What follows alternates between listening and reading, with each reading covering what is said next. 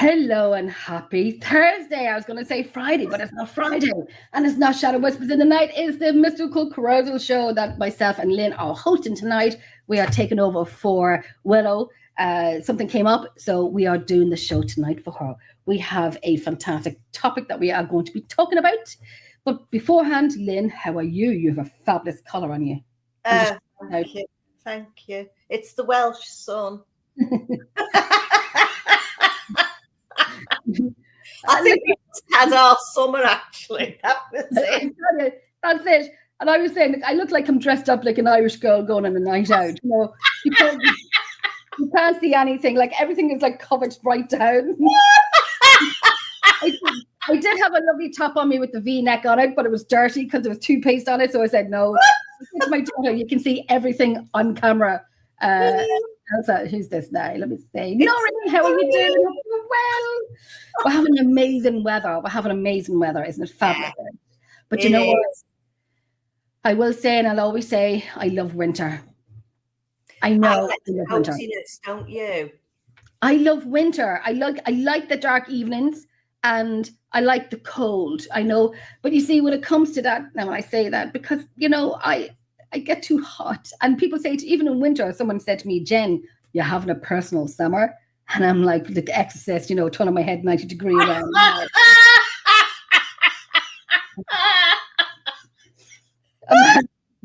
When you're having a personal summer, in the summer, we're just going to hold our hands up in the air and ask Jesus to take the wheel in this one. It is not good. It is not good. I would be bathing in a bath of ice cubes. My voice change is going to go a little dark, a little deeper. What do you want? What do you want?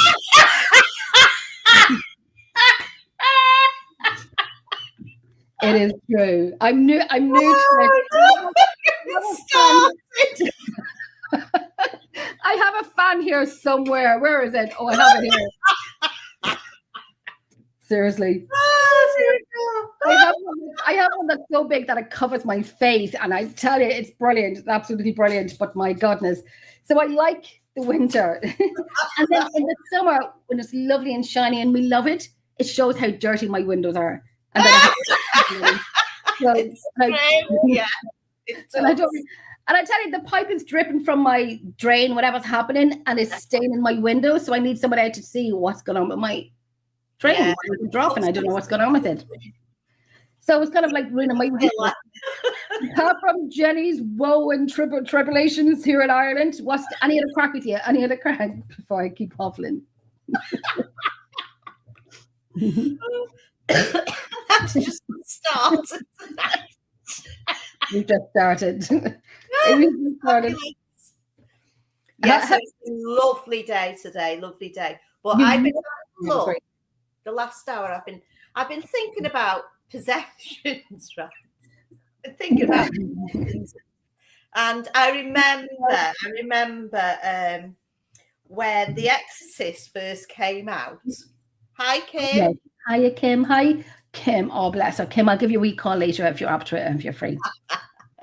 When The Exorcist first came out, I think it was 73, 74. Now, we weren't allowed to go and watch it. And my mother said, you keep away from there. She said, there's crowds waiting to get into the cinema. She said, so we snuck down, and because we used to sneak in. We used to sneak in the old ones through the exits at the back, but we didn't go in. But there was priests and nuns and everybody outside begging people not to go in. I heard about that. That they were like you said, they were begging people not to go in to see it. But why? Because they reckoned that watching that you get possessed and you'd end up committing suicide, because some people did. So going on now, 30, 40 years, whenever it was, and they brought it out again. They brought this anniversary one out. And I went to see it.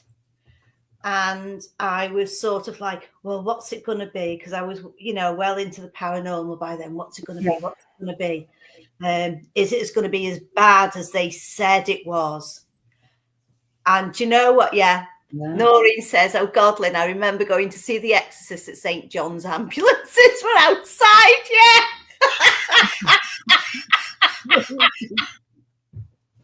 Shouldn't laugh. It was like, we're taking it. Look. It's true. I'm taking it seriously. So anyway, I was at this cinema. I think it was not far from you, Noreen. It was up in, what the hell's it called? Up on the Wirral somewhere. Anyway, we were there and we were watching this. And then all of a sudden, the head starts spinning and she's all in green for you. Comes out of her mouth, projectile. Right, I think that's what she sounds like my daughter. That's me on a normal day. My personal summit, that's me. Yeah. My daughter asked me, Mom, what's a possession? A possession. I can never say the word properly. And I said, someone that, your body and so on and so on. She goes, are they real? And I said, well, there's a lot of questions about it. Yes. There's a lot of questions about everything about being possessed. So we just don't know. But I swear to you now, if I had been there now, because I was already born in whatever year, I'm not telling you. Well, I don't mind saying I was born in 75. I'm going to be 50, fabulous and feisty in September. I just said my age. I don't think I've ever told anyone my age ever before. You don't look it, girl, so you're doing all right. I'm doing listen, I was going to say it's expensive. Kind of is. I'm not afraid to say. I think, whatever. But there was a girl, and I was in Aldi a few days ago, and she goes, I was getting some wine, and she goes, joking to me, she goes, do you have, are you over 18? And I'm like, I'm so fucking rest. And I told her what age I was going to be. She goes, you look amazing. I said, it's all thanks to my doctor. Saying hi to Joe. Thanks a million, Joe. Hello, Sam. Sam Aldroy, it's as true as you want to believe it. Yeah. Well, that's exactly. And there's so much within the Vatican, and you have to have Vatican approval before priests can go do an exorcist, perform an exorcist. Yes. So they have to have Vatican approval before they can do that. Which, and then what was it only like a few months ago, the Pope was opening these doors. What was they called? The doors? These huge doors that they had to open up? I don't know what it's I don't know the name of it. About though, yeah. I do know what you're on about. I don't know what it's called. Everyone was very nervous and very afraid of it and so on and so on. And I'm thinking, my gosh, it's probably like Chinese whispers or frighten people of religion. And religion is supposed to be a thing that you go towards and not be afraid of it. That's it. It's mind control, isn't it? Yeah. Lynn, 100% mind control. It's something you're supposed to go towards and not away from it. That's right. And that was petrifying everyone, and it was live, and it was people were watching and kind of squinting eyes when they're watching, and afraid to see it. And even videos are being put out there with the Pope looking very worried when the doors were opened. And I think if you put power of suggestion into people's minds, you're going to see what they say they see. Yeah, and it's the sound of the music they play to keep you on edge, don't they? Yes. Yeah, it's all drama.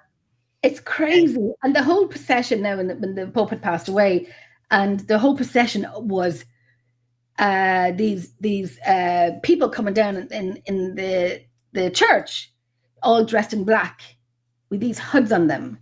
Yeah. And you couldn't see their faces. And holy be Jesus, what religion is that? I'm sorry, but holy shit, I'm sorry, but what is that? What is that? It's like some kind of a sect. Don't take me wrong, anybody. Please don't take this the wrong way if you're very religious. But what I'm saying is, when you see things like that, it's all secret society stuff, isn't it? Because I've never seen it before. Yeah. Even when the last Pope passed away, didn't see it. Yeah. No, this is it. Why have they done that? Is it because they opened the doors and it I don't killed? really know. Because has anyone ever seen that before? Has anyone ever seen these men coming down with these big sticks and the crosses were turned upside down? So there's a lot of the crosses on the club were upside down. And I watched the video on TikTok and you can see the cross were upside down. So that meant something. Someone had explained what it meant. And I'd have to look it up again. But it was part of religious. Right, it's religious and something like that. Samuel is saying it seems that they think the more ceremony, the quicker to heaven. Yeah. My gosh, there's so many stories about that. So people say when you pass away, you're on earth for like 3 months before you know you can pass over, or you want to make your mind up if you want to be reincarnated as a dog or a snail, or your grandpa Joe that passed away in 1960. I don't know. So you have 3 months to decide if you want to do that or not. I don't know why. The hype is very much a part of it. Isn't it crazy, Noreen? It's crazy that I've never seen anything like that. Of the 3 popes that I know, I've never seen anything like it. But it's strange. I mean, have they done it in secret in the past? Or is it, they can't be bothered now, just get it out the way as quick as we can? But for them to show that, I wonder if it means that he was a popular pope, whether he didn't fit in as a pope, whether it's got to have some symbolic meaning. And I think it'd be interesting to have a research into all this, just to see what all of that actually means. I'm going to look it up.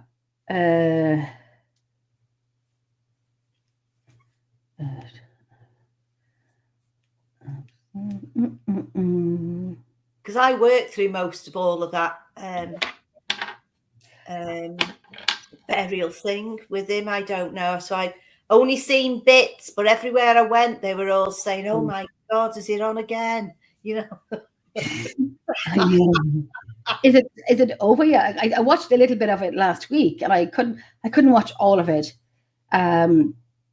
He did. He arranged things differently to the other popes. Yep, he did not wear the red shoes as other popes would have worn. He was buried in a wooden coffin compared to a gold one, and he was not buried. I think I'm going to say this wrong. Correct me if I'm wrong. In the Vatican, he was buried in a place of his choice. Yeah, he wanted to be among the people and not have that the nice lifestyle that people would have. Yeah, being a pope, he wanted to be among the people and so on. Go back to where he's come from, basically. Yeah, yep. So he did things completely different. So maybe that's why they did it. Yeah, we'll have to see. But it's a good thing to look up. That we'll have to really. I'm going to look that up. There's the reason why they have the cross. The priests wear the cloth, the cross upside down on the cloths. It's a symbol of humility, martyrdom, and I could be saying these words completely wrong. And Saint Peter's role in the church. Well, he was them though, wasn't he? Really? Yes. From what we know, I've not heard anything bad about him. I didn't. I kind of didn't like him at the beginning because I thought he was anti-gay and anti-this until I got to know him and got to know a little bit more. It's very media.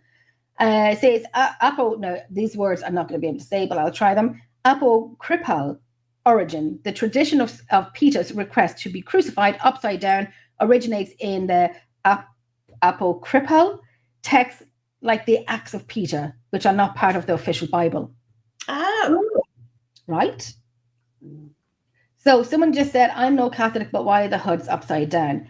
Here we have a picture. So we have the picture. So they're wearing white, but the hoods are black. Right. Okay. The red crosses are upside down. So someone had said, "It's the cross of St. Peter. It's mourning for the death of the Pope. The rooster on it symbolizes how Peter denied Jesus 3 times before the rooster crows." Oh, right. Someone said, I thought the upside down cross was a symbol of a devil. So this is the thing that put into people's minds of what people think these are. So that's what I read on Google. This is an answer that someone has given as well. So there's probably going to be like, they're all comments from Facebook. So they're all priests and nuns on Facebook and comments. And that's where we get all the answers from. If you want to know anything, go to Facebook. They know everything on it. Oh, funny that.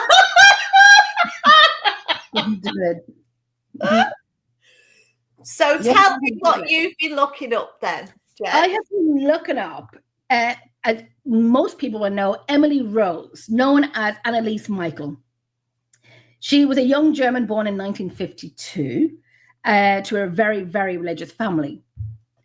So she, you know me, I'm doing a show on Saturday with Chris, and we're talking about the Pope. And there's somebody that I want to bring up. And I'll be doing that on Saturday night. I think it's how a priest spoke to me. And I'm thinking, he called me woman. He commented back in a post, he goes, "Oh, stop it, woman." Oh. And I'm like, holy shit. Do you know that? Do you know I'm Irish? I'll have the banshees out of you. Right. So I know people kind of like that. I don't mind talking about religion and so on, but I have my views on it. But apart from that, that's not for tonight. That's for a different show. Possessions. Yeah. That's for Saturday. So anyway, so with Emily Rose, why they've given her that name, I do not know. But Anneliese Michael is her real name. So when she became in her late teens, she started to show signs of speaking in tongues, erratic behavior, hearing strange voices, seeing disturbing visions, and so on. Stopped eating and everything as well. So the family thought it was something mentally wrong with her, that she wanted to stop eating. She had a food thing that she just didn't want to eat, and so on and so on. And you know what? So in the end, they got the priest in. I'm going to open this up a wee bit, so make sure I get my facts right and not ruffle in the Jennifer. So the family was very religious. Her health began to deteriorate rapidly. Initially diagnosed as epilepsy. Right, okay. However, the symptoms worsened over time and her health began to deteriorate rapidly. And you can see the picture before and after, and I don't even know how long it took for her to get like that. So her parents were heavily influenced by the Orthodox religious beliefs. Right. Refused conventional medical treatment and instead sought help from exorcists to rid of their daughter of what they believed was demonic possession.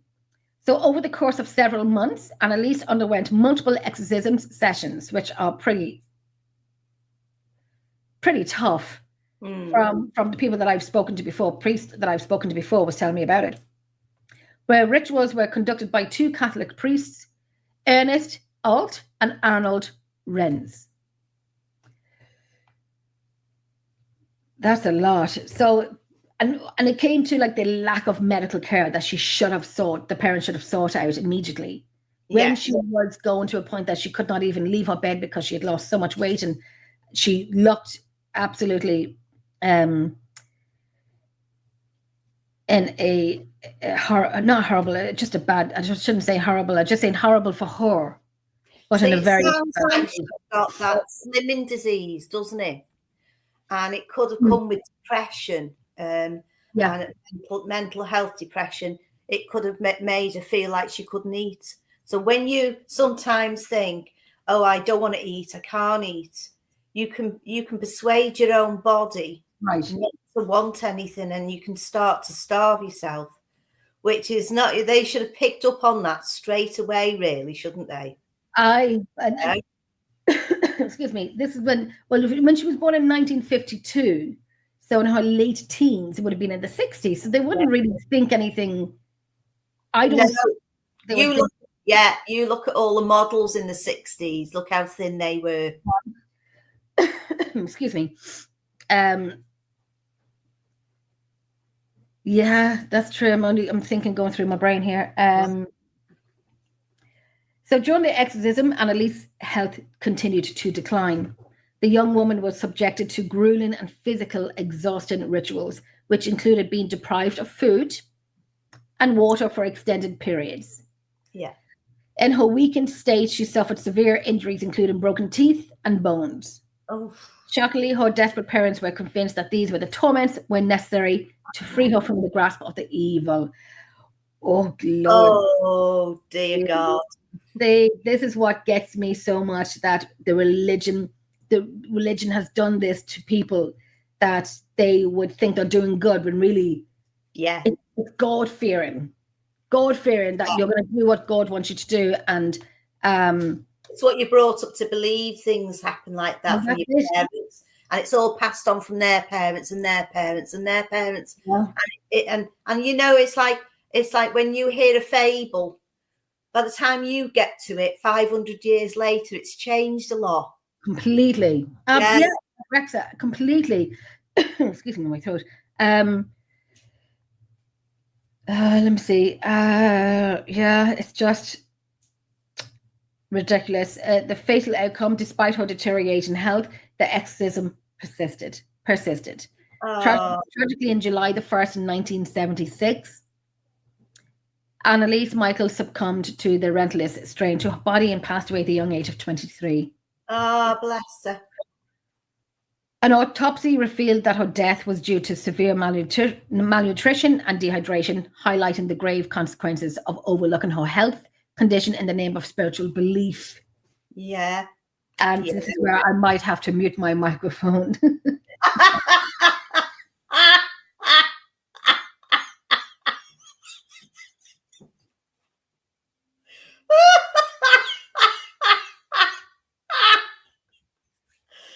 Oh, dear God. It annoyed me. It really annoys me to the point that it almost has me upset that the religion would have done that. Wow, that just has me like, I tell you, if that priest didn't block me, I'd tell you, I'd be mailing. Yeah, he did block me because I asked him questions he didn't like it. So I'll talk about you on Saturday. Excuse me. So that was anorexia. That's it, Noreen. It's anorexia. Yeah, that's it. Yeah. Completely. And I know people don't like talking about religion, and some do and some don't. And I always say, my beliefs are mine. It's not here to portray to anyone else, because who gives a shit what I think? It's just my thoughts of what I think. Yes, that's it. So it came down to a point where the priest was charged for her death. Oh, terrible. The priest was charged for negligence. In the courtroom drama, the prosecution presents a rational and scientific argument claiming that Emily's tragic demise was a result of medical neglect rather than demonic possession. The defense, on the other hand, argues that Emily was indeed possessed, because you know all about that, don't you?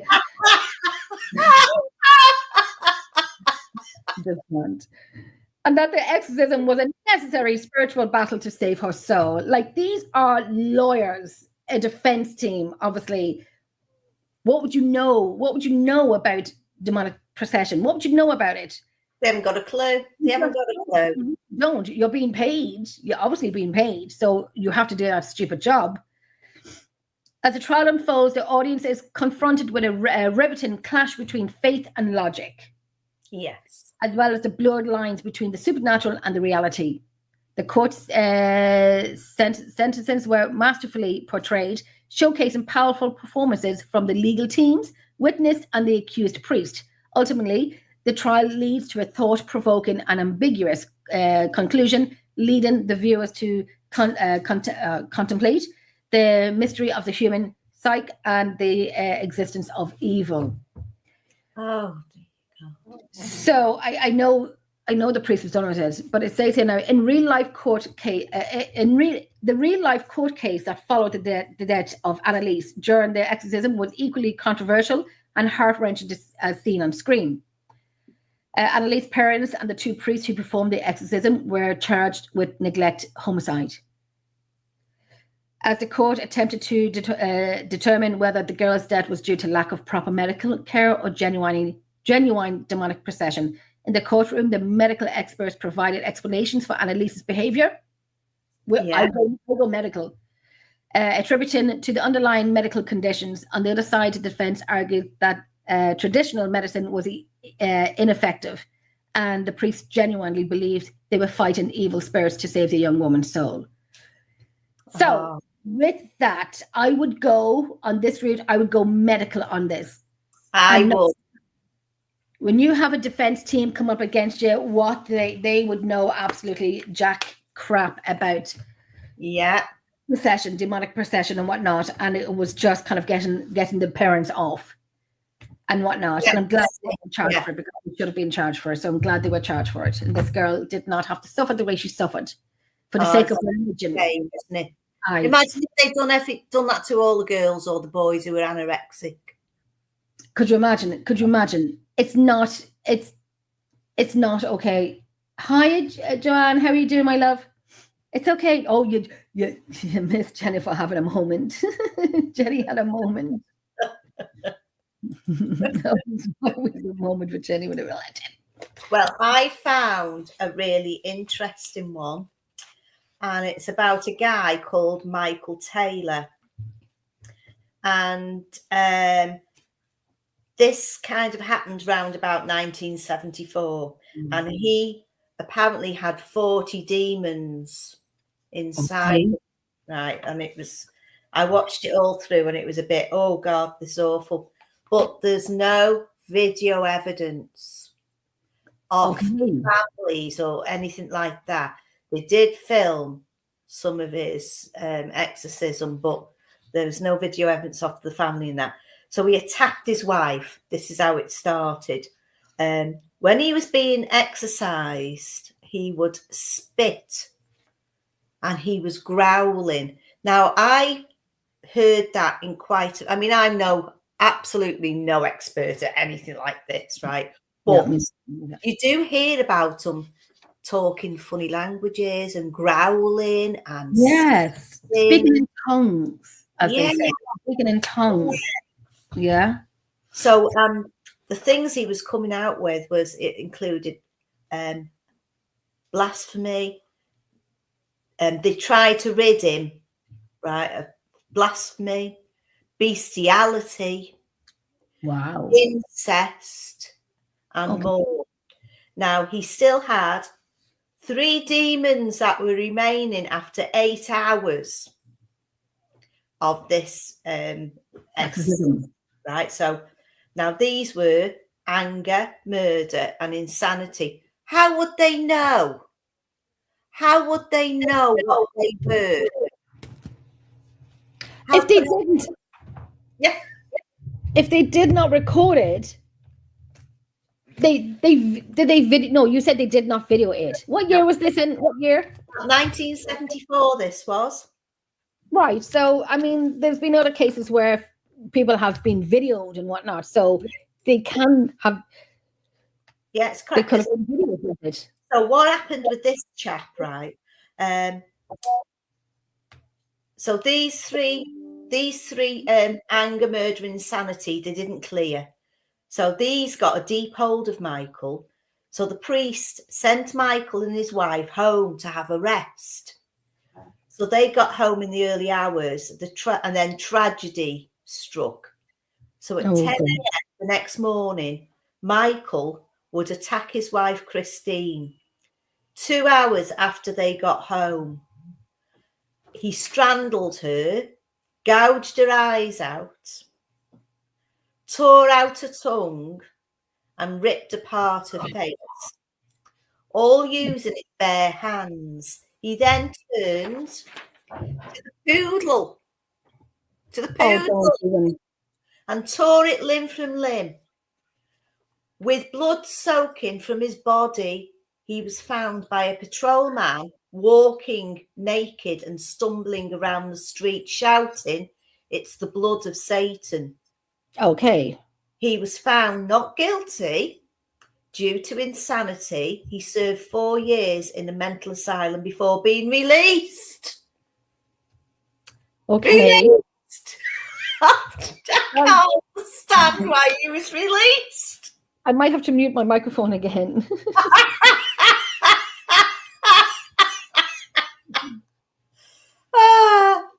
And Joanna is saying, hi Lynn, do you have the name of the possessed person? I do. His name was Michael Taylor, and I think it was an American. Oh, wow. Yeah. Fancy do. Oh my God. I mean, it's just unbelievable. Was that mental health?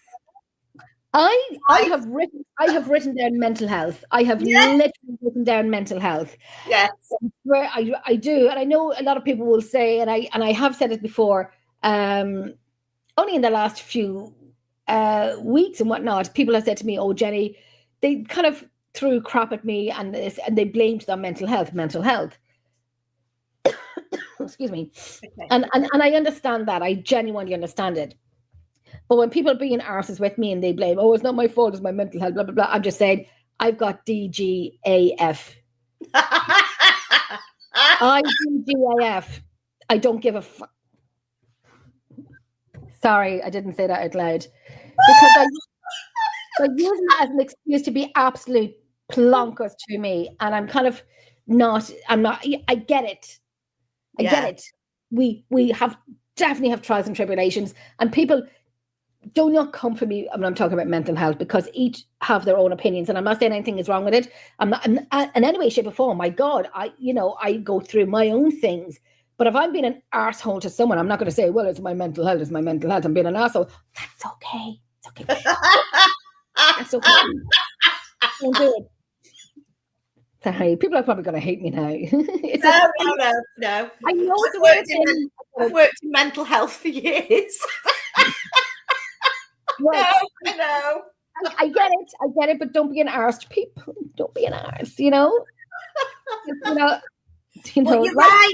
You're right, though, Jen. Honestly, some people on mainstream, on the street, that they're acting like that. They out of order, and then they blame something which they can get away with. I'm going through something at the moment, and I can't speak about it, but I have to go back to something in June, and they want the records of this person's health. And if I see mental health in it, let me tell you, I will purposely eat mushy fucking peas. And I will spew it in the room. I'll tell you, I will spew it in the courtroom to say, I am now possessed, mental health. What you're talking about? this person's record, because, well, he was an arse, he was this and that because he's mental health or whatever. I am going to eat mushy peas. And then I'm just going to start foaming mushy peas in my mouth to say, I am now possessed. We're not doing this shit. Sorry if I say shit, but we're not doing it. Oh, dear. Well, Joanne says she's a retired nurse and worked psych for about 5 years. So, Joanne, would you have seen anything like this? Would you have seen anything like I don't, Joanne. And I do love mushy peas as well, but I'm taking it with me. I'm taking mushy peas to court with me. Watch me. I'll even go live in the court. So, if you ask me to, I probably will. But so, Joanne, when you worked in the psych for about 5 years, did you see anything like this medically, where people would have thought that they were possessed or demonic, or they're speaking to someone that's not there? Even though paranormal investigators and researchers, we would know, we get it, we understand that part. It's the other part that we don't fully understand. So if you worked in the psych ward, have you had anything like that? We had many patients that came in after their time in jail for murder. Only once did I think a woman may have been possessed. Wow. I'd like to know about that. I'd love to know about that. Why did you think that she could have been possessed? Once another nurse and I spoke about a woman possibly possessed. She cursed God often. Wow. Oh, right. That's crazy. Okay. Oh no. Oh gosh. Okay. See, that's also sensory, isn't it? Yeah. My brain is Also a something. sensory thing as well. Yeah. Yeah. People getting into the space. Okay. It could be some kind of condition that they've got. It could maybe feel like something's touching her and it's not. It could have a skin complaint. It could be anything.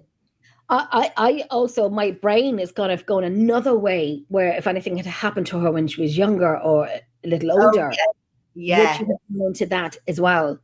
Yeah. But if she's the way she cursed Jesus, could she be angry at religion for not protecting her, not helping her, and so on? We just wouldn't know. We would not know.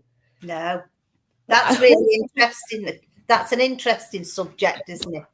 Really interesting. Is possession possession by the devil, or is it actually a medical condition? Okay. There was no history of abuse. Okay. Right. I will, my love. Once I told the nurse I was going to be right back, and she said, "Stay with me." Oh, scared. Yeah. Oh my God. My side of my brain will be where I'd be like, "Oh my God, are you okay?" Stupid me would probably stay with her. I'm the woman that trips in a movie. You know the horror movie, you have to get away from someone? I'm that woman that will trip in a movie over a tiny little twig.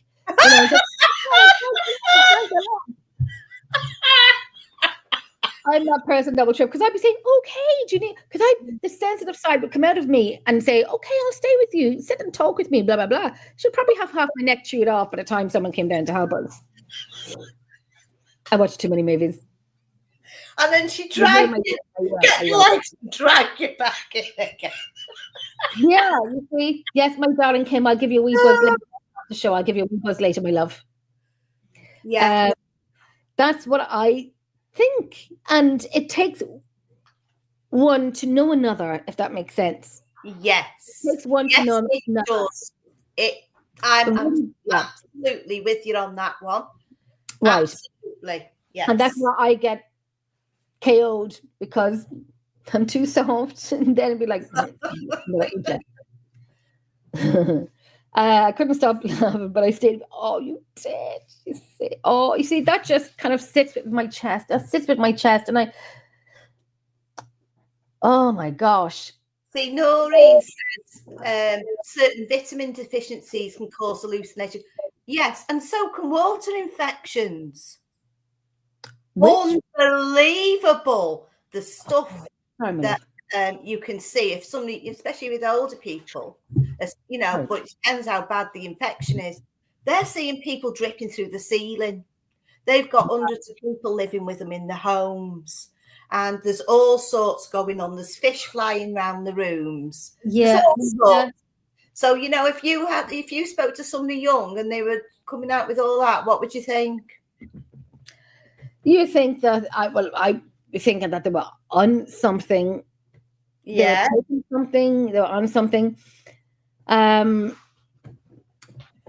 too many people that go into places looking for help and they're not listened to because they just don't want to listen to them. Yes. So that's mental health, but talking about possessions as well. I can never say that bloody word. This girl had no history of abuse, but she appeared to. I was thinking that when you said that there was no history of it, apparently there was no history of it, but then the girl had no history of abuse, but appeared to. That's the first thing I thought of when she asked you to stay with her. But don't you think, Jen, women are very good intuition at hiding things? I am world champion. I'm world champion. Honest to God. I can hide every single emotion and poker face. Seriously. And here I am laughing. Yeah. Serious side. So I can hide things and just pass it off. Just pass it off. I don't know if I remember when I was younger and there was nobody at home at the time, and there was me and my siblings, and we had a chip pan at the time and it went on fire. I ran out to the front door. People were leaving work and I'm standing out at the front door kind of like, looking around, just like that. Just Yeah.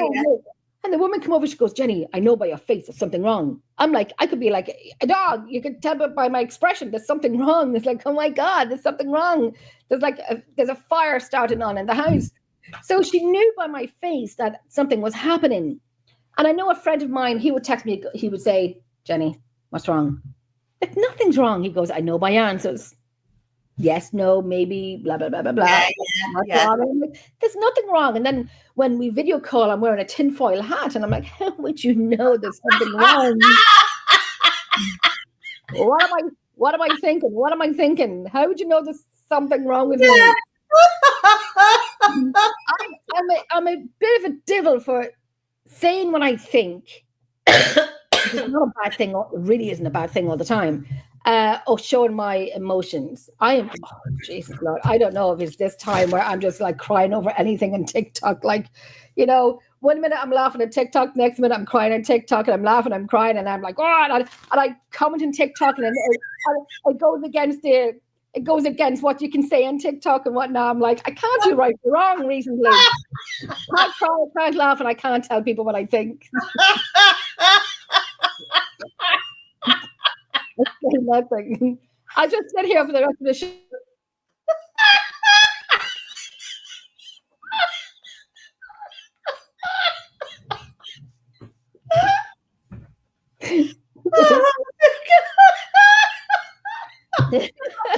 Sorry.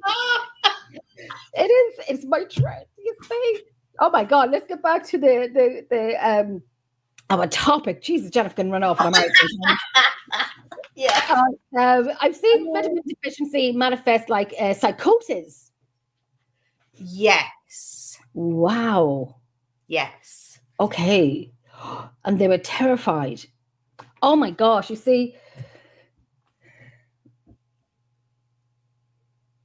there's a lot of, if we ever did a home investigation and so on, and people are seeing this stuff and hearing this stuff and being scratched and so on, we have a multitude of questions to ask, questions that you don't want to ask, but you have to, because it's on your head and you're not medically trained or any way, like shape or form like that. So we go into people's homes, they can hear these things, see these things.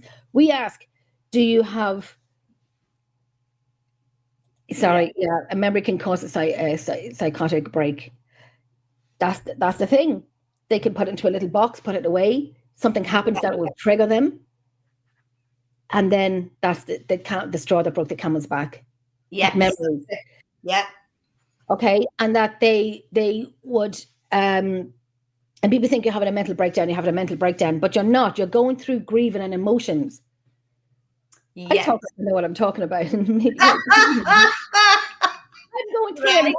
I'm going through an awful lot in the last year and a half, maybe 2 years, and I won't even say how many years before that. So I'm going through a horse load of shit that I'm going through, and like if I hibernate, I hibernate. I don't want to talk. I just don't want to be social, and I like stay home in my pajamas with my dogs and watch movies and exorcism and all that shit. But so I don't get it, and I'm glad I don't get it. But I get it to a point where something can trigger you and just say F this, F MF, and blah blah blah blah blah. I'm glad I don't do that part of it. I'm glad. See, it's like you say, it's putting in a box. So I see it. This is how I see it. Our brain is a filing cabinet, and there's lots of drawers in that filing cabinet. And when something you work through is finished, you put it in the drawer, in the category, shut the door, and leave it. And then when you talk to people years later, and they come up with a subject, and somehow that drawer seems to kind of open, and you take the file out and you have a little peek, and you remember what had happened, and you put it back, close the door, and just carry on. Right. Yeah. That's how I look at it. Yeah. It does. Yeah. So tell us about another possession. Do you know another possession apart from you tonight? Let's talk about me. No, I'm joking. No, let's talk about me. Okay, so I'm looking at processions here now, and the most famous one is Emily Rose. But there's no, we're not going to go through that because I don't know what that one is. Roland Doe, we're not doing that. Okay, 3 most famous cases of possession. So we have obviously the first one, Emily Rose. We have Roland Doe. Yes. That's the one you spoke about, isn't it? Michael Taylor. I've got one called Maurice DeRoe. Okay. And have you got that one on there? No, I have. I'm not Roland. sure. In the 60s. I'm not quite sure the date on this. But anyway, he was a nice guy. He was married. He had a family, grandchildren. And he started experiencing a lot of blackouts. So straight away, you think there's something, stroke or some kind of mental problem there. And then he started bleeding from his eyes. So that could have been a bleed. Could have been like a stroke, really, couldn't it? Yeah. But after a while, when they got the priest in, and his skin started to bubble. Wow. Okay. Took photographs and filmed it as it was going on. His skin bubbled and cracked and sunk when he was being exercised. I've seen the pictures and it was very, very interesting. He had deep gashes. They appeared all over his face. Anyway, they started. There was blood appearing all around the house just before it started happening to him. And his wife actually seen a doppelganger of him, because he'd be downstairs and she'd go upstairs and he was already in the bedroom.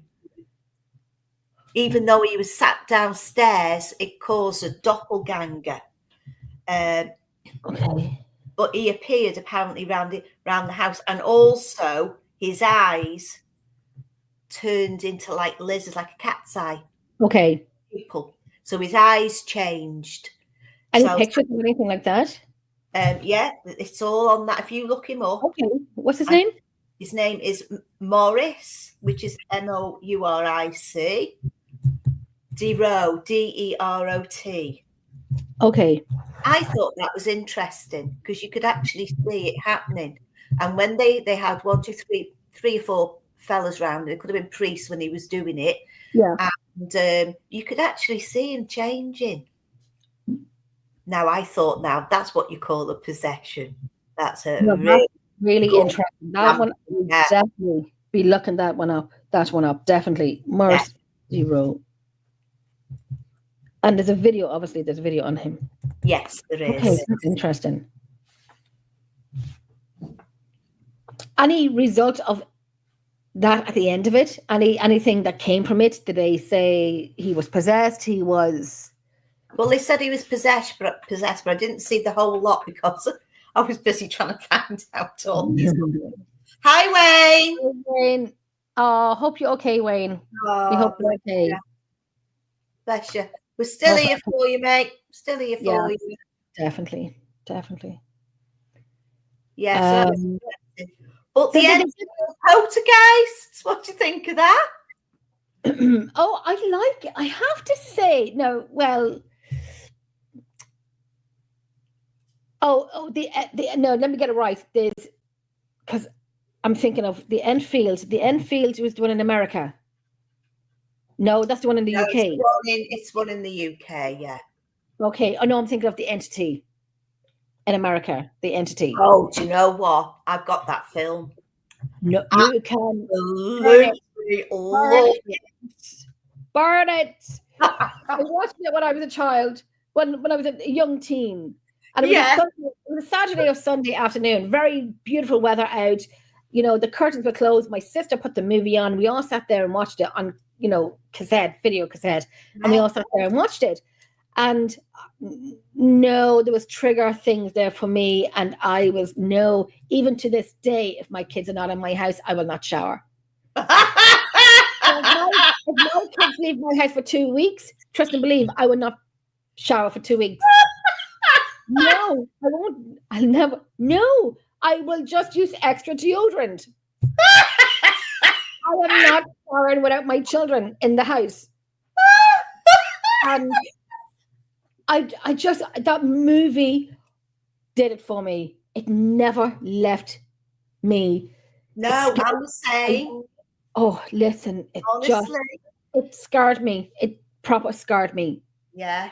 When the bed covers were coming off her and her skin was being touched. No. Oh, see, that got me when she was in bed and it pinned her down, and you can see the actual imprint where it was touching a breast and a stomach, and she played that part magnificently. It was a lot. It was a lot. Wayne, you know.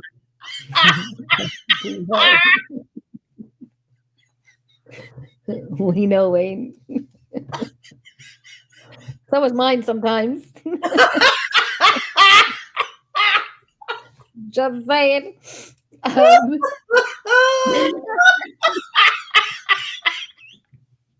It is what it is. I don't even know. I think it was a whole trigger for me. That movie was a trigger for me. It was just, and what really threw me off was when they went camping and the dog started to bark. Yeah. And then there was this mass there again. And that was like, oh, hell to the no. No, absolutely not. My blood ran cold. And then when the mum was hoovering in the house and her daughter-in-law was next door, and she can hear the daughter-in-law calling her. Yeah. And then she goes, hold on, coming. And then, I'd love to see that. And then she said, oh, she could hear her husband or her son and her daughter-in-law fighting. And they weren't fighting. That's it now. Need to get that one as well. The coaches are haunted. That's a book in its own.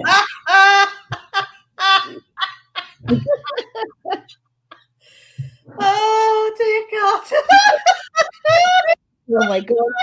You never know. Look at here. I'm fanning myself again. My fire's still lit. Holy crap. Why do I light my fire in summertime? Because I don't know. I like fire. But I like fire.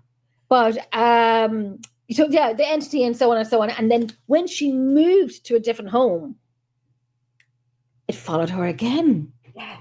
And I'm like, someone has an attachment.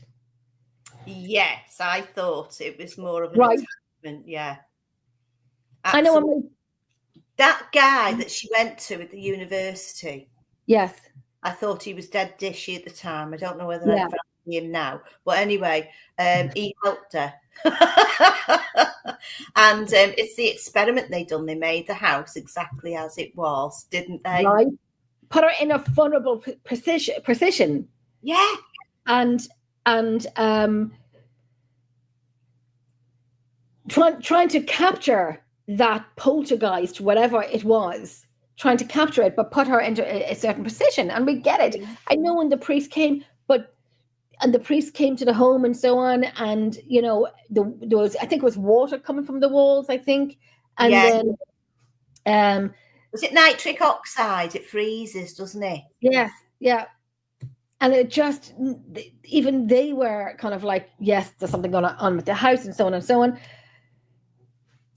And even if they moved, which they did move, and they went camping and they moved to a different home because everything was, this house is clear, this house is clean, you know, and I can't say the word, I had to say it, but it followed them. So someone had an attachment.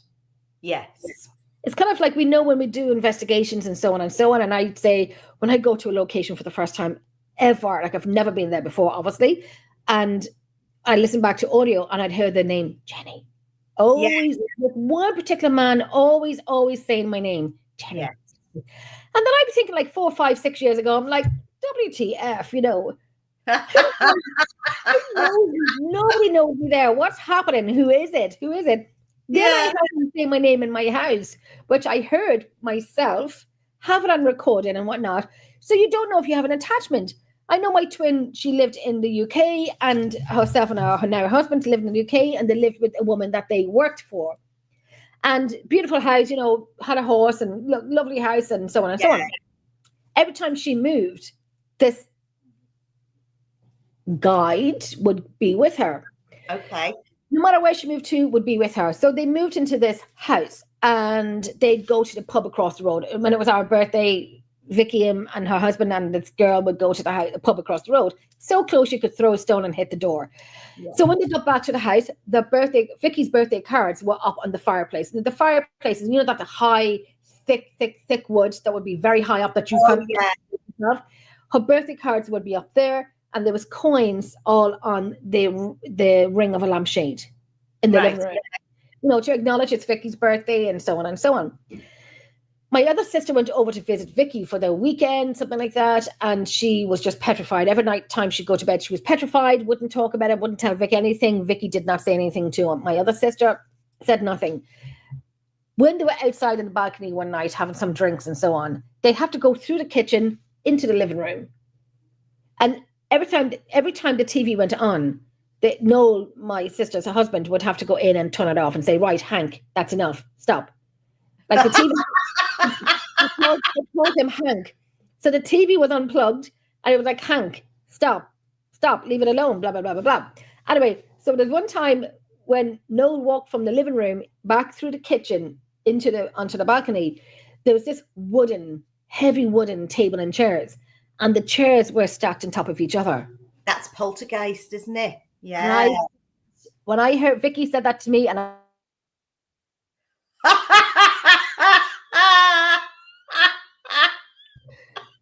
it was a no from me. Red flag, no. And these were like Vicky said, "Jenny, when you pick up a heavy wooden chair, and my throat is going."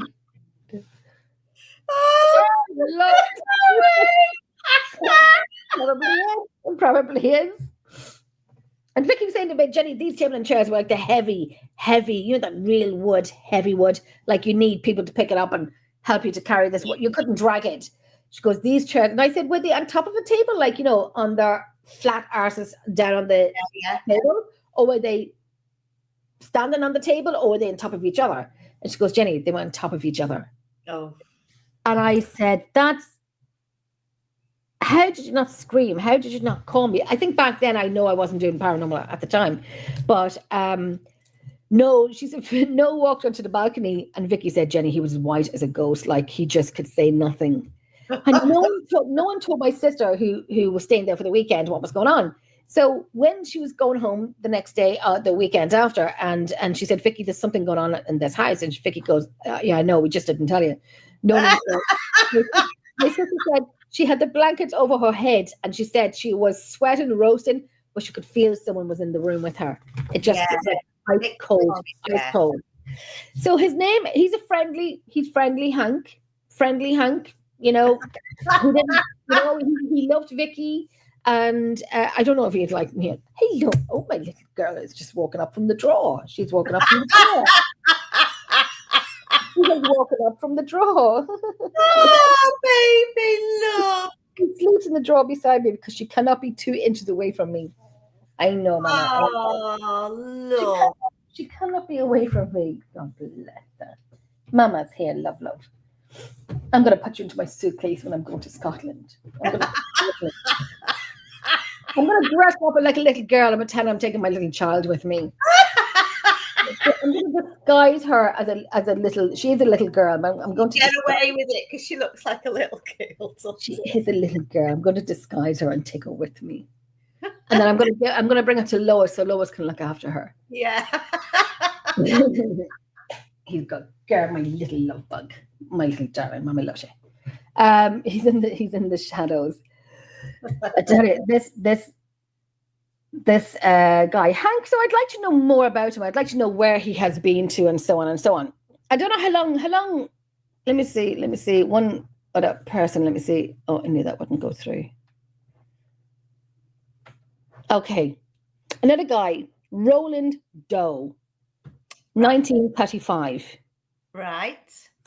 The true identity of the American boy whose story was supposed to be the model for legendary horror film The Exorcist is unknown. He is referred to as Roland Doe and sometimes as this guy that you're talking. No, it's not actually, as Robbie Mannheim. The manifestations of his alleged obsession, which first manifested itself in 1949, were, however, terrifying. For example, he was haunted by mysterious sound, such as supernatural knocking from inside the walls, which other people could also hear. In his presence, the furniture moved and the boy even levitated. He spoke in human voice and was very aggressive. Oh. See, this is why people say, Jenny, where would you like to investigate? And I always say, the Vatican. I want the books of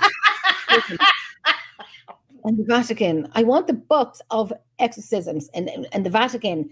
But you see, even with that, I don't even think I would believe them. Yeah. I don't think I'd believe them unless I seen a video footage of somebody levitating and the priest will go around and, I could pull the Christ in you. And, which I have one beside me. Always there. The Loudun affair in 1635 is that Loudun or is that supposed to be London? Loudun in the west of France, a mass demonic procession of several nuns from the local monastery was supposed to occur. Okie dokie. The speeches were strongly sexually tinged, and the sisters claimed that several demons were communicating with them from whose power they could not escape. The exorcisms did not work, and the epidemic of possessions continued to spread. In the end, it was also thought that some kind of curse had a hand in the matter. Today, psychologists, however, consider the incident a typical manifestation of mob hysteria. Oh. Wow. And they are the three most famous possessions. Possessions, wow. Yeah. See, it's like the Amityville Horror. That's quite famous, isn't it? Is it I Hate Noises from Walls? He had at Books Museum last weekend. Wow. Isn't it crazy when you hear the inside? You can hear a knock, but it's either from upstairs on the floorboards or the wall upstairs or in the wall. You can hear it. You don't know where it's coming from. So I understand that when they say it's like a knock coming from inside the wall. Yes, yeah. You have a floorboard above you. So if they're knocking on the wall up there, is it from the floorboards? Is it in the walls that's beside you? It just reminds me I did something like that many years ago in Dublin, and it just reminded sound travels, doesn't it? Sound travels. It just reminded me of the knocks there. Yeah. So I'm not too sure. We heard crying from a wall. Turned out there was a doorway there 200 years before that led to a garden. That's interesting. That's very interesting. Are you going back again, Wayne?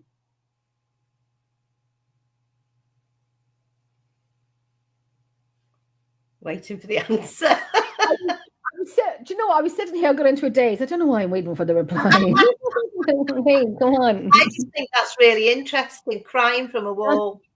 Yeah, that's really good. If you've captured that, that's something that's happened. It's just like a tick. It's happened there. How many times in a year or 2 years does that happen? You don't get it all the time. You're lucky to get it.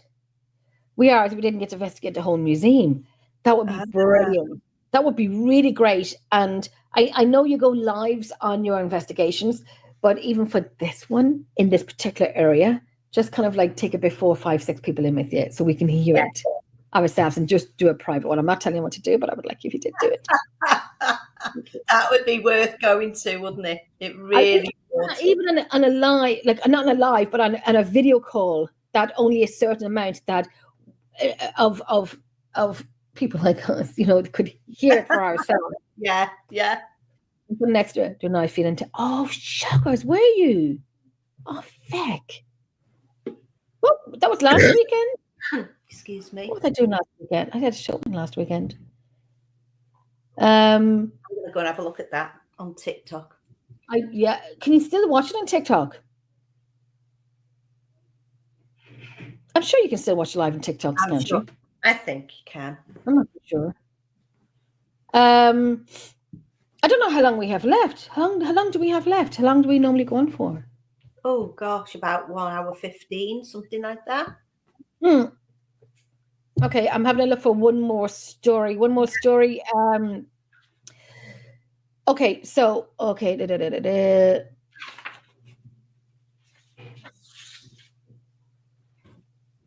Okay, I don't know what that is. Okay, we're gonna have a wee look at that, Wayne. So there's one here now. I'm scrolling through it quickly, and it says Amy Stamatis was living a normal life as a med flight nurse at Baptist Health Medical Center in Little Rock, Arkansas. She had a loving husband who supported her in everything, and kids who looked to her as their hero and best friend. One day, she leaped from the second story of her Saoirse home, and her life fell crashing to the ground, broken as the bones in her body. She is paralyzed from the waist down, unable to work and indulge in her noble passions. She still swears she didn't jump out of the window that day. Oh, she's been pushed. Right. It all began as a typical day at work when Stamatis was attending to a burn patient. After leaving the room to return to her station, she found herself wandering aimlessly in the halls of the hospital. A marathon or whatever that is, I don't know what that is, sorry. She would soon lose her ability as a marathoner. She runs marathons. She would soon lose her ability to walk straight. Doctors blamed it on epilepsy, schizophrenia, or a rare chemical imbalance, which is porphyria. Yeah. But in Pentecostal, Cindy Lawson saw something else, demons, as she soon heard of the Stamatis story. Lawson approached the family, buckled down to work, and banished the forces for good. So there's a lot of them out there. There's a lot. You just don't know. Yeah, you just don't know. Now, I'll read one more, very quickly, one more. In 1906, 16-year-old Clara Jemina entered into a contract with the devil and confessed to it. She said she made a Marian Hill school in Umzito, South Africa, where she lived since her parents' death weeks after the pact. Sally began ripping her own clothes, speaking in ancient tongues, and making guttural, beastly sounds during her exorcism. Her skin boiled in contact with holy water, and her body levitated several times before the eyes of 170 witnesses. Oh, According to an account, Sally writhed and squirmed across the ground, her body limping out completely at one point as though becoming the slithering serpent. Based on another account, she actually turned into it, if only for a few seconds. After 2 days of grueling exorcism, the girl was liberated from the devil. The pact was broken on September the 11th, 1906, but not without almost killing her and the priest who were determined to salvage her soul. They succeeded, for the demons never returned. Wow. Isn't it? I watched a possession happen last year, honest to God. And I went and I got invited on this investigation in the Midlands, and I took my friend Lorraine with me. And we went down there, and I love this place. And I can't mention who it is because they don't know I'm talking about it. And I won't mention names or places. It's in the Midlands. That's all I'm saying. Okay. And I absolutely love this building. Look, I could spend every day there. Love it. We went in the cellar. It's one big group, but we split up. They done it properly. I like the way they worked. And we had a small group, and we went down in the cellar. And there was a couple in this group, young couple, and they'd done a bit of scrying. Well, it was weird. I'd heard about this machine many years ago, but it was like a modern version of it. So what they do, they put these goggly things on with like crystals on the inside, and you look into a mirror, and they put a red light there, so it's quite red. Now, we were all watching, and I filmed it. And as I looked, this young man started making really strange noises. So we looked at him, sort of like trying to see more. And as I looked at him, he started to change. And I said, look at that. And he actually went from a lovely looking young man to a long chinned person. I wasn't looking in the mirror, I was looking at his face, actual face. And his chin came out. And it was almost like, if I didn't know any different, he had sharp teeth. And I said to Lorraine, look, she said, yeah, I know, I'm watching it. And we was looking, right? And he was like, anyway, a couple of minutes later, he was doing it again. And he was barbling, talking in a strange accent. Wow. Okay. And somebody said to me, does anybody want to have a go with this? I was joking, aren't you? If I ever go, I said, I'm not turning into that halfway back up the M6. I'm driving. How do they get, what did they use when they look into the mirror? What did they use? Because I do scrying. Yeah, I like scrying, but these goggles, like, do you like the old airmen used to wear? Yeah. Twisty things, but the airmen used to wear these, and you remind me. But there was crystals. It looked like shaped crystals.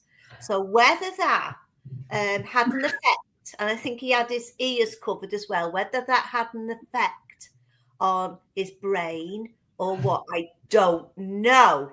But I have known people.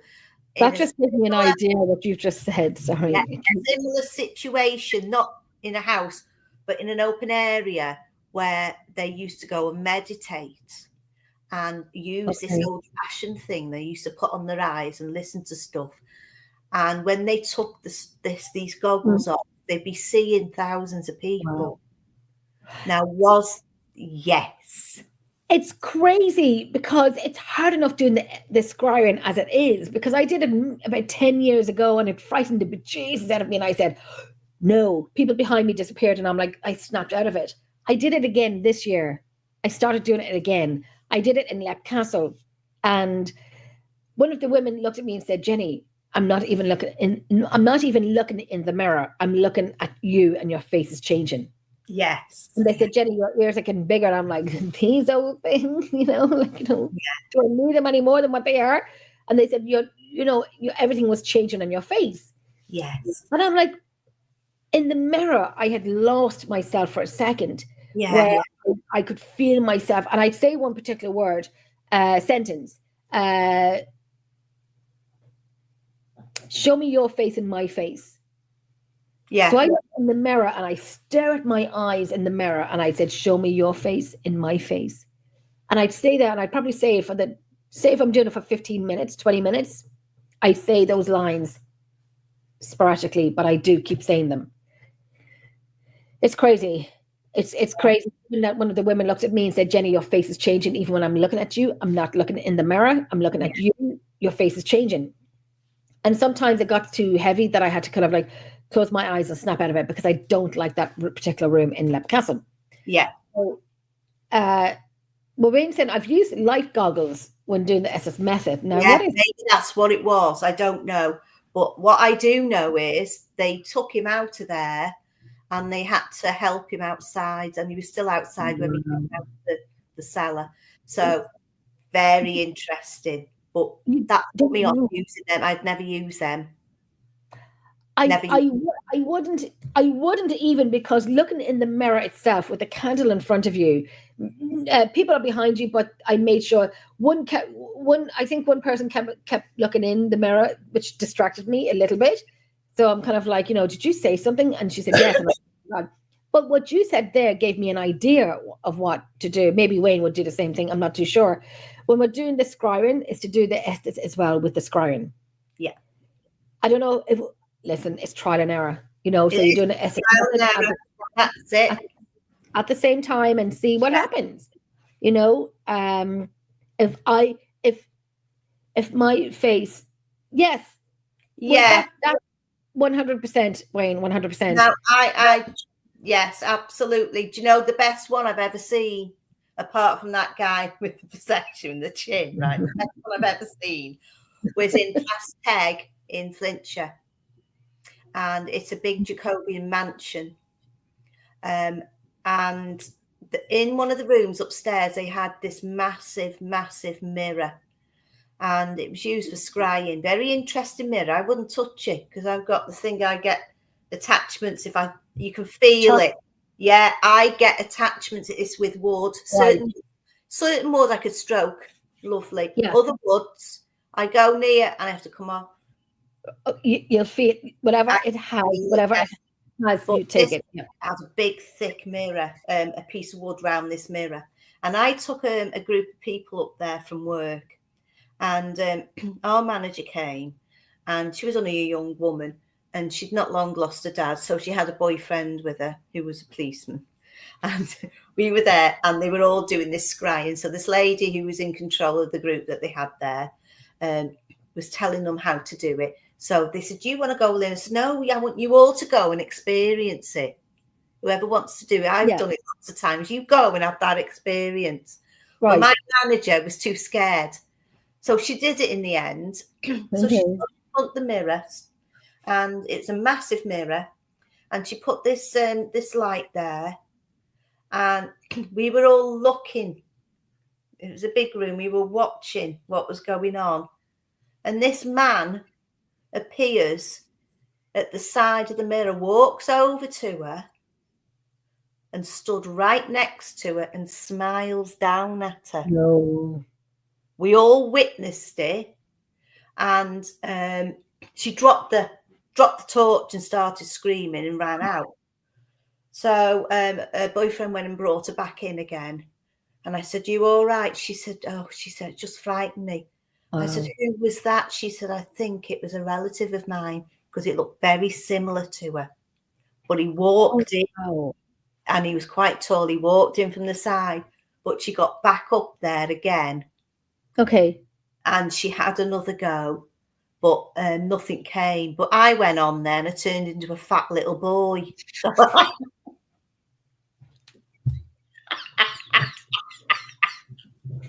I thought that was interesting as well. I did one in the Sisters of a Convent in Cork, and I think I turned into the grumpy Mother Superior. I don't think she liked me. I don't think she liked me because I said exactly what I thought. But I think they were saying, like, you know, "Jenny, this is changing." And she goes, "Your forehead is frowning." And I said to them, I said, "My forehead is like wrinkles, it's frowning. I can see it." And they said, "Yeah, I can see it too." And I'm like, "Well, I'm getting back to my doctor now because it didn't really work." But Wayne's right. Don't you think Wayne's right about portals? Yeah. 100%. 100%. There was an experiment done by a great duo team in America. I forget the name of them, but I will put them up when I remember who they are. But they do great locations. Oh gosh, the name's in my head, but if I say it, I'm going to get it wrong. But what they did was, and I watched this, and I thought, holy shit, you know, this was. They have two mirrors facing each other, locked off in a room with a red light and a camera, a camcorder. So obviously it's recording the mirror. So when those two mirrors are facing each other, there's like 10 mirrors in each mirror. Yes. Does that make sense? Yeah. Reflection on reflection, yes. Right, that's the one. How things move in the mirrors. It kind of, if you want to shut me up for a second, put that on for me and I'll stay quiet and I'll watch it.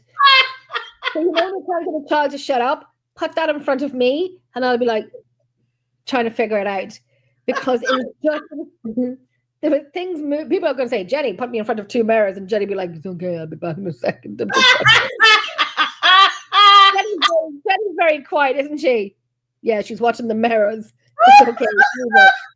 She's fine. But these 2 mirrors had these things going on in each mirror. It was a little bit, what, WTF? Yeah. A little bit like that. And I'm thinking, holy crap, I need to do something like that. Didn't get around to doing it yet unless I know more about it. But locked off in a room with a red light, your camcorder on it, and leave it be. Watch it from another room. So have the camera that you can watch, have it recording like you can have video, you have proof of it, but also put something else in there that you can watch it live at the same time yourself privately. That was really interesting. When I find out what it is, I'll think of the names. I will mail them. Isn't it? That would be a really good exercise to try out. But you'd have to play about with it a bit first so you can understand it, right? Or you let other people use it. Yes. You have to work it yourself first before you know what you're doing, what you're dealing with, and how it's being done. Because if you have 2 windows, like Wayne was saying, mirrors can act as portals. So if you have 2 mirrors facing each other, you kind of like learn it yourself before you're going to bring people into it that you have no idea what you're doing, but it looks cool, but you have no idea what you're talking about or what you're doing. Learn it so you know how to talk about it. Yeah. And respect it, because like Wayne said, portals. We know mirrors would be portals. You know, when people have funerals, they cover the mirrors so that the soul.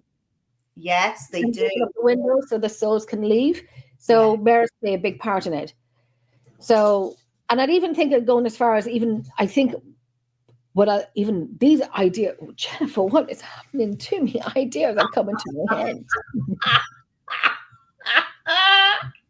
It's been a long Thursday. Been a long bloody few months. But I'm thinking, when we say water is a portal, is an energy conductor and so on and so on. And we could go to locations without water being around us. Like I live on a land of water. We all do when it's a little bit smaller. But any place we go to, there's water in it. But some places that we don't go to has no water around. So it could be something silly that I'm thinking of, because don't go with Jenny's brain. Just do your own thing. Don't go for what I write down. But if you do and it works, you better tag me in it. Go around to locations that has no water in it. Bring like a bowl of water with you as an energy. So people say you're spending hundreds and this and hundreds and that and energy conductors and making, this and that. Simple things that you don't have, keep up with the Joneses and spend so much money. Yeah, bring a simple bowl of water. Say you were sitting in a room in a location. Bring a bottle and a bowl and pour water into it. Use anything you can use. I use the Himalayan bowl as well for energy. Yes, I love the Himalayan bowl. So we use that. We'll have water with us and so on. And if you do use it, because you heard it here first, you better tag me in it. And if it goes tits up, I don't know what you're talking about. If a hand comes from a bowl of water, I don't know what you're talking about. Yeah. So we are now like an hour and 25 minutes. It was so much fun. Serious talk, so much fun as always. Yeah. Lynn, I tell you, I could live off your laugh. I swear to God. Oh, thank you. Your laugh is infectious. I swear to God, in a good way. In a good way. That sounds really bad, Jennifer. Edit that out. But we're now on 1 hour and 24 minutes and 28, 29, 30 seconds. Lois is going to sack me. Lois, hope you are well, Lois. We'll give you a wee buzz later on. Yes. Anyone who watched, liked, shared, commented, thank you so much. Lynn, we have to do this again. We will. It'll be great. Thank you so much for coming on tonight. Oh, thank you for allowing me to come on and talk. It's been fun. It's been fun. We'll get a good subject. We'll find a good subject. Yeah. We'll study it and then we'll come on and we'll have fun with it. Yeah. Right. We'll definitely do that. Thank you so much, Joanne. Thank you so much. Noreen, my darling, thank you so much as well. It was lovely seeing you ladies on tonight. We always love you watching with us. Wayne, my love, have a good evening. We shall catch up soon. I don't want to miss out Kim, who watched as well. I don't want to miss anyone out. Oh, we had Pamela, who was seen watching earlier on. Samuel, who watched as well. Thank you so much. We are going to bring us into the background. We are going to say good night. Yes. And Lois will be back next week. She'll be back the weekend or next week. But she'll be back. And Lynn as well. And I might even pop in just, to look. And good night, everyone. I'll be back. I'm doing an Irish goodbye now. Right. I'm gone. Okay. Good night, everyone. We should see you again very, very soon. Night.